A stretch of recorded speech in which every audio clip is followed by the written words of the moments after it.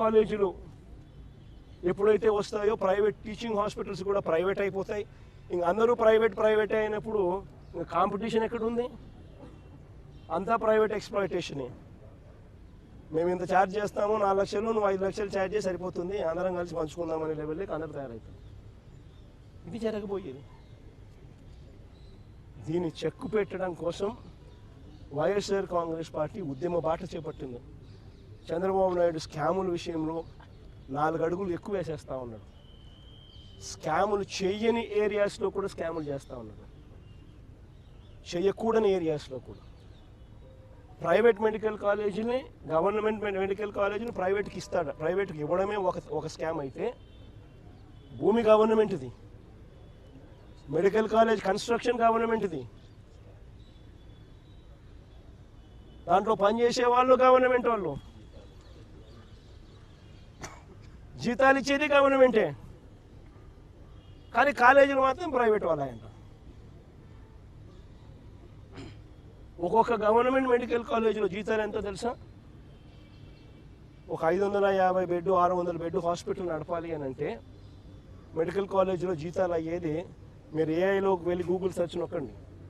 ఆ జెమినైని అడిగినా, ఏఐలో పర్ప్లెక్సిటీని అడిగినా, చాట్ జీపీటీని అడిగినా కానీ చెప్తుంది.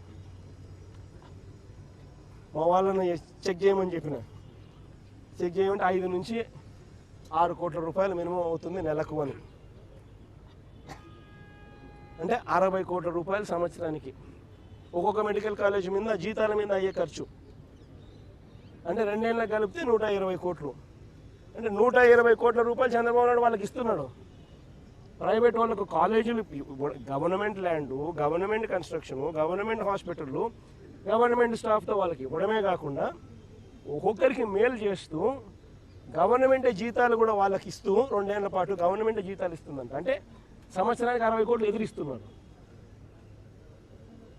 10 మెడికల్ కాలేజీలు ఇంటూ 120 కోట్లు అంటే 1200 కోట్లు మినిమం ఎదురిస్తున్నారు. అసలు ఇలాంటి స్కాములు దేశ చరిత్రలో ఎక్కడా ఉండవు. ల్యాండ్, ఇప్పుడు మెడికల్ కాలేజీల దగ్గర ల్యాండ్, ఒక్కొక్క మెడికల్ కాలేజీలు మా హయాంలో 17 మెడికల్ కాలేజీలకు శ్రీకారం చుట్టి 8,000 కోట్ల రూపాయల బడ్జెట్తో ప్రతి చోట 50 ఎకరాలు పైచిలుకు ల్యాండ్ ఉండేట్టుగా భూములన్నీ కూడా కొనుగోలు చేసి సేకరించి అక్కడ మెడికల్ కాలేజీలు కట్టాం. పర్మిషన్ అన్నీ తీసుకొచ్చాం. నాబార్డ్తో టైఅప్తో పాటు ఇతర బ్యాంకులతో టైఅప్ చేయించినాం. కేంద్ర ప్రభుత్వ నిధులను కూడా టైఅప్ చేశాం. 8,000 కోట్లకు గాను 3,000 కోట్ల రూపాయలు ఖర్చు చేసి 7 కాలేజీలు పూర్తి చేసినాం. 17 మెడికల్ కాలేజీల్లో 3,000 కోట్ల రూపాయలు ఖర్చు చేసి మేమే మా ప్రభుత్వ హయాంలో 7 మెడికల్ కాలేజీలు పూర్తి కూడా చేశాం. ఆ పూర్తి చేసిన మెడికల్ కాలేజీ ఇప్పుడు రన్నింగ్లో ఉన్నాయి. దాని ద్వారా 800 మెడికల్ సీట్లు కూడా ఇప్పుడు మన పిల్లలకు అందుబాటులోకి వచ్చినాయి గవర్నమెంట్ రంగంలో కొత్తవి. మిగిలిన 10 కాలేజీలు పూర్తి చేయడానికి వివిధ దశల్లో ఉన్నాయి. అవి పూర్తి చేయడానికి సంవత్సరానికి 1000 కోట్లు కావాలా. 5 ఏళ్లకు 5,000 కోట్లు. రాష్ట్ర బడ్జెట్ 2.5 లక్షల కోట్లు పైచిలకి. 2.5 లక్షల కోట్లు పైచిలకు రాష్ట్ర బడ్జెట్ ఉన్న రాష్ట్రంలో 1000 కోట్ల రూపాయలు ప్రతి సంవత్సరం పెట్టలేరా అని అడుగుతా ఉన్నా. పోనీ పెట్టద్దండి, పెట్టాకండి, వదిలేయండి. మేము వచ్చినాక మేము చూసుకుంటాం కదా, మేము వచ్చినాక మేము కడతాం కదా నీ చేత కాకపోతే. అంతేగాని ఈ మాదిరిగా నువ్వు స్కాములు చేసి అమ్మడం ఏంటి?